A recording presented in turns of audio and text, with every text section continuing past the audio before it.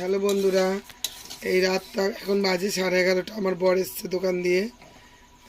এখন বলছে সিমাই খাবে, তাই সিমাই রান্না হচ্ছে। 1 কিলো দুধ নিয়ে এসছে।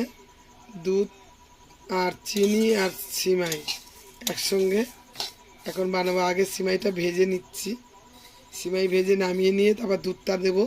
দুধটা ফুটাবো। দুধটা ফুটিয়ে তারপর সিমাইটা দিয়ে হালকা একটু নাড়াচাড়া করে ঢাকা দিলেই হয়ে যাবে সিমাই। সিমাইটা দুধে দিয়ে দিয়েছি একদম, আর গ্যাসটা একদম আস্তে দিয়েছি। কেন? নইলে সিমাইটা একদম পুরো গলে যাবে।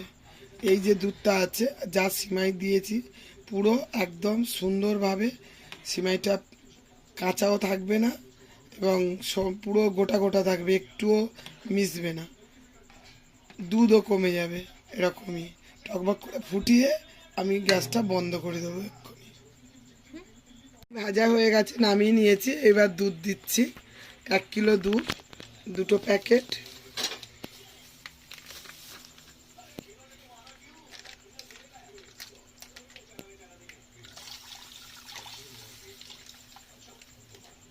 দুধটা ভালো করে নেড়ে চেড়ে ভালো করে ফুটবে। টকবক করে ফুটলে দুধের একটু সেন্ট বেরোবে, তখন সিমাইটা দিয়ে ঢাকা দেব।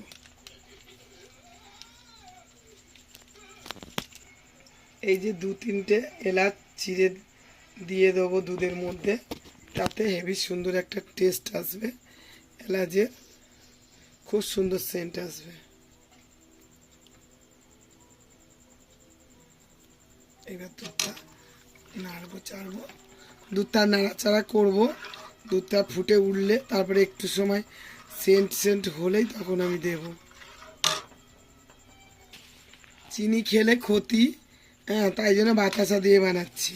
চিনিতে তো ডাক্তার বারবার করে বলছে চিনি খেও না, চিনির বদলে অন্য কিছু। আরও গুড় হলে তো ভালো হতো, গুড় তো নেই, তাই চিনির বদলে বাতাসা দিয়ে দিচ্ছি আমরা।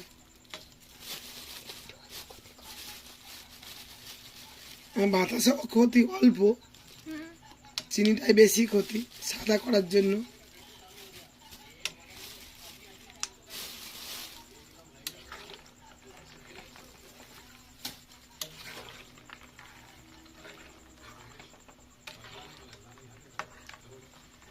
এক্ষুনি গলে যাবে বাতাসাটা। এই যে কমপ্লিট হয়ে গেছে। কত দুধ ছিল, দুধে এরকম দিয়ে দিলে কোনো কিছু লাগেনি, সুন্দরভাবে ঝরঝরে ঝরঝরে, একটু গায়ে গায়ে লাগেনি।